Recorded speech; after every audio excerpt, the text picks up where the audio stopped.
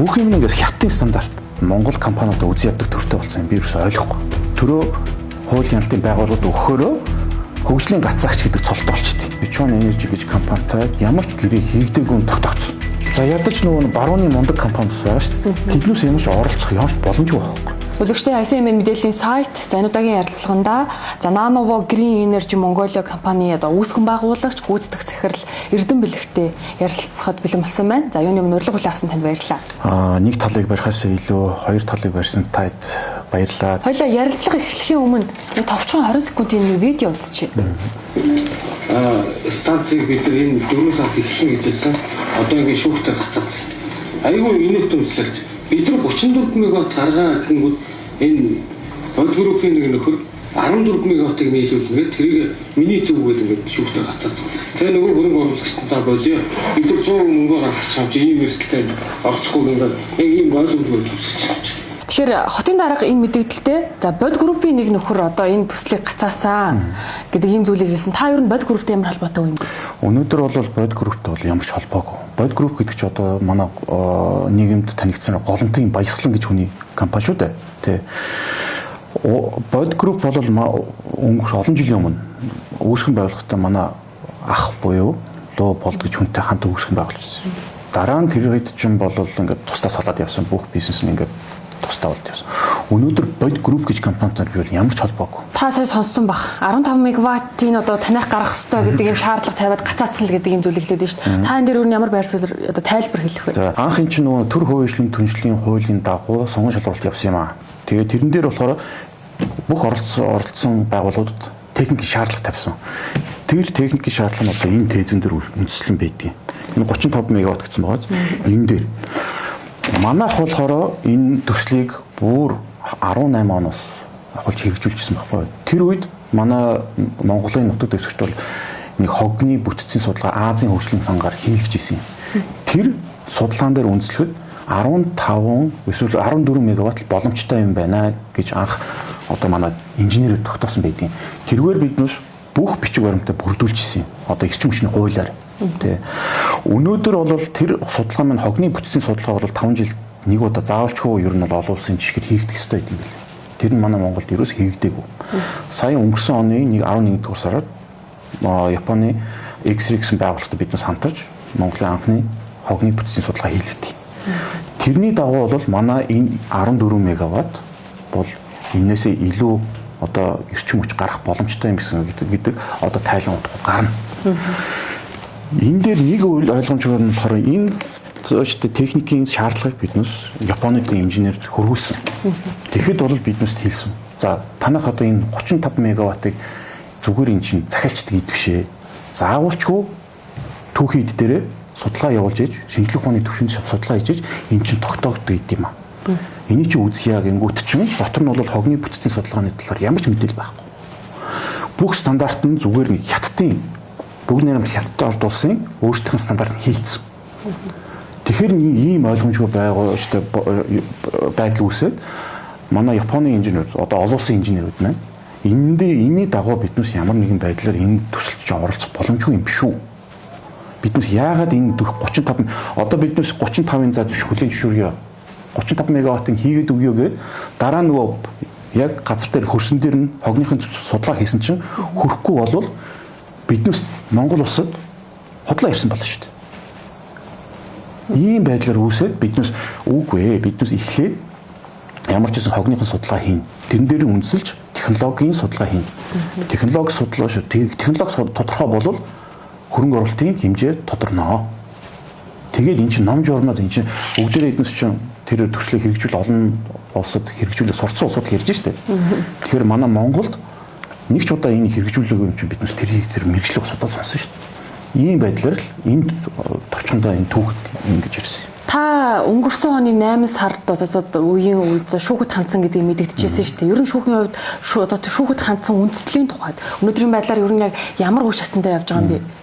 За манайх бол яг энэ төр хувийн түншлийн сонгон шалгуулалттай холбоотой нийслэлийн захирагчийн алба буюу Улаанбаатар түншлэл гэж компаниг захиранаа шүүхт өгсөн. Өнөөдөр хүртэл явж л байгаа. Тэ. Тэгснээс бол биднээс за энэ хогны төслийг заавалчгүй манайхаар хийлгэнэ. Манайхаар л хэлэхгүй бол энэ хүү төслийг биднээс гацаах хүсэлтэй байна гэсэн нэг ч биднээс үг захиргааны шүүхэр дуграагүй. Сонгон шалруулалтын үйл явцад хууль илт хууль зөрчсөн гэдэг үндслээр биднээс шүүхд хандсан.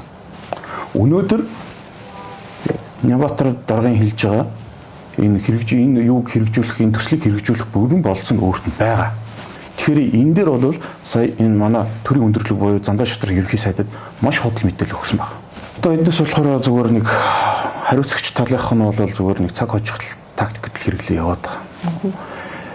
Гэхдээ нэг юм хэлэхэд бол энэ шүүхийн процессын үед явцад энэ хятад компани буюу Sichuan Energy гэж компанитай тэднээс гэрээ ямар ч гэрээ хийгдээгүй нь тогтогцсон. Тэгсэн чинь нөгөө талаас хариуцагч талаас биднес заавалчгүй энэ Sichuan Energy компаниг оролцсон 3 дахь хариуцагчаар оролцсноо гэд төсөлд гаргацсан байж байгаа. Тэр чи одоо бүр одоо гадаад явдлын яамаар дамжина гинөө. Гадаад явдлын яамаар дамжиж хятадын гадаад явдлын яам руу хүсэлт хөргүүлж тэгж явах процесс явагдана гэсэн. Энэ одоо энэний одоо ямар хуулийн үндэслэл байдгийг би бол сайн мэдэхгүй байна. Тэгснээс бол энийг бол харахад бол яагаад ингэж тэр компаниг оролцуулах гэдэг дулаараад байгаа нь би бол маш ойлгомжтой байна. Гэхдээ шүүхийн процессын явцад ойлгомжтой болох байна. Тэгэхдээ та хэвлэлийн хурал дээр тодорхой хэл бас зарим зүйлийг хэлж ирсэн шүү дээ. 3 компани тендер шалгарч байгаа нэг нь гинт болцсон. Тэгээд амралтын өдрийн танхаг хасцсан гэдэг ийм зүйлийг тайлдаг. Манайхыг бол яг өгөөл 5 өдөр нөгөөд хагас бисэдэр хуралдаал нэг өдөр биднээс яг хангардад дуудагдаад биднээсийг хассан гэдэг үндслээр тайлбарлсан. Тайлбарлахдаа 2 үндслээр тайлбарлаж байгаа. Танах тарифын саналаа өгөөгүй. Тэр бол огт худал мэдэл. Биднээс Монгол улсын нутаг дэвсгэртээр эрчим хүчний хуулиар тариф баталдаг нэг л хууль итгэж байдгийг. Тэр нь эрчим хүчний зохицол хороо.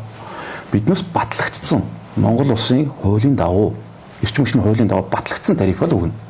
Тэгснээс энийг давж биднээс санал манал өгөх биднээс ямар ч ирэхгүй. Биднээс хуулийг эрчим хүчний хуулийг зөрчсөн болно. Юун дээр болохоор хөрөнгө оруулалтын хэмжээг биднээс тодруулаагүй гэдэг үндслээр хассан.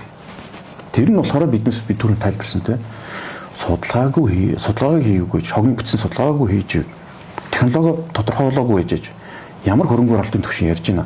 Биднээс бол яг тэр хөрөнгө оруулалтын түвшин 18 оныхон байдлаар өгсөн.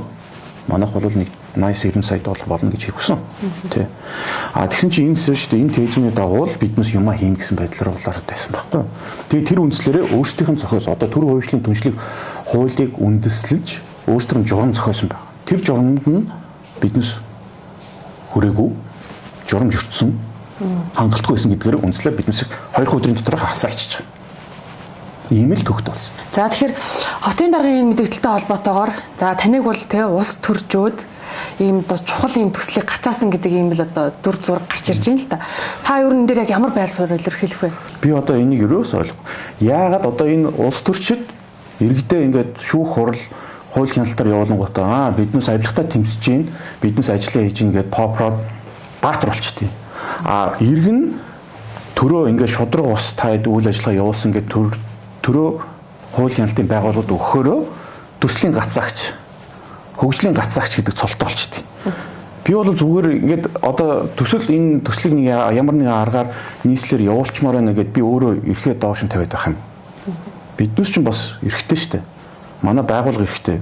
Би хийсэн ажилдаа ямар ч шүүшд одоо манай эрчим хүчний салбарын байгууллага бүгднгээр нь та их сурвалж явуулж болно. Сүүлийн 8 жил энэ хогноос эрчим хүч үйлдвэрлэх төсөл төр хэн явж исэн? Нэг л нэр байгаа. Одоо манай дэш эрчим хүчний зохицуулах хороо төр нэг л тусгай зөвшөөрөл энэ хогны төслөөр явж байгаа. Тэгээд одоо энийг тэгэхээр би бас ойлгохгүй байгаа байхгүй юу? Яагаад гацаацсан? Би зүгээр шүүхт өгөөд эрхээ хамгаалах гэж л орсон.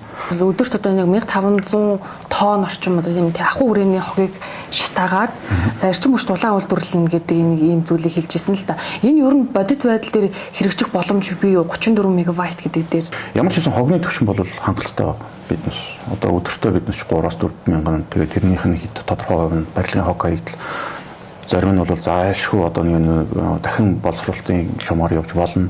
Одоо нэг хувинцэр те юм уу лаз хөнгөн цагаа гэл тодорхой хэмжээний яг 30-40% нь бол биднес шатааж дараачийн эдийн засгийн хэрэглэнд оруулах боломжтой байгаа байхгүй юу. Тий. Гэхдээ одоо ямар нэгэн зүгээр шууд мегаватт юм уу хүчин чадлын зүгээр ингээд биднээс энийг хүсч ингээд амлах ерөөсөө ямар ч боломжгүй. Тэдний чинь биднээс ингээд боломж өштэй ингээд худлаа юм амлчлаа. Тэнгүү чи яг бод дээр тэр шатах төвшин нөгөө нэг илчлэг гэж ярьдаг шүү дээ. Тэр нь яг хүрх юм уу үгүй юм уу? Тэрний чинь судалгааг нь бид шинжилгээ ухааны төвшин тогтоох хэрэгтэй юм. Тухайн үед хэвлэлийн урал хийжсэн ш тэр үедээ ер нь Монголд хувийн хвшил ингээд одоо нэг ажиллаа хийчих боломж нөхцөл алга байна гэдэг ийм зүйл гэж ер нь бодит нөхцөл байдал дээр хувийн хвшил ингээд ажиллаад явахад үнэхээр тийм хүн төсөл байд юм уу? Биднээс би одоо яаж явж байгаад бид хэд одоо ингээд Монгол компаниудаа үгүй яддаг төртэй болсон юм би ерөөсөй ойлгохгүй. Одоо манайх зүгээр нэг жишээ тийм ээ. Өнгөрсөн яг энэ хоёр хүн яг Нямбатар дараа тэр UB Cap-ын залууг ерхий сайдын өмнө яаж доромжилж юу яалаа. Тэгээд одоо манайх одоо дунд нь явж лээсэн. Дээрээс нь одоо саяхан нэг жишээ одоо энэ хотуула гэж нэг апп яваад байна. Тэрий чинь одоо биднээс өдөр болгон хэрэглэдэг гэрээгээ системс ингээд санал тавиад байхад биднээс энийг чинь хийж чаднаа гэд байхад биднээс одоо ингээд хүлийн зөвшөөрөгдсөн технологи шүү дээ. Тэгэхэд заавал ч олон 100 сая төгрөг гаргаж нэг хотуулагын шин юм төрийн мөнгөөр буюу төрийн мөнгө гэж байхгүй биднээс татвар төлөгчдийн мөнгө л гэж байдаг. Шинээр гаргаж явах ёстой юм бэ. Миний хувь хүний хувьд бол хятадын компаниуд эсрэг юу ч байхгүй. Тэдний чинь бас л зүгээр ажиллаа хийгээл явж байгаа. Гэхдээ манай энэ нийслэлийн удирдлага нь одоо иймэрдүү юм батлаад бүх энэ стандарт нь одоо ингээд та харуул бүх юм ингээд хятадын стандарт. Одоо энэ дээр ингээд ороод гадны ямар ч орнод за Японыг орхий. Тэгээд за ядаж нөгөө барууны мундаг компани байгаа шүү дээ. Тэднээс ямар ч оролцох ямар ч боломжгүй байхгүй. Эднээс хараад манайх хятадын стандарт дагдаг шүү дээ. Манайх Японы болон эсвэл олон улсын стандарт. Солонгосууд олон улсын стандарт. Юуныхан чинь ISO гэл тийм стандарт дагдаг шүү дээ. Биднээс энийг хэрэгжүүлэх боломжгүй байна гэж гарт татчих واخ. Хотын дарга та хоёр ер нь хоорондоо хувийн өс онцон байх боломжтой юм. Үгүй байхгүй. Нямбатар дарга өөрөө энэ залуу энэ төслийг одоо энэ төслийн төлөө удаан олон жил явж байгаа гэдэг өөрөө манай холбооны өмнө очиж хэлж ирсэн. Холбооны гишүүдийн өмнө. Тэгэхэд би өөрөө үнэхээр сэтгэл хөдлөжсэн. За стал нэрэ энэ хүн бол одоо энэ манай нэг төсөл чи одоо олон жил явуулсан манай төслийг нар харах нь дээ гэж маш их баяртал гарч ирсэн. Тэгээ одоо яг саяны 24 оны сонгуулийн дараа л одоо нэг нийслэлийн тэр нэг хятадд нэг хэд хэдэн хөрөнгө оруулалтын арга хэмжээ болсон. Тэрнээс хойш бүх юм 180 градус зэрэгсэн дээ. Ирж ярилцсан танд баярлалаа. За ястай баярлалаа.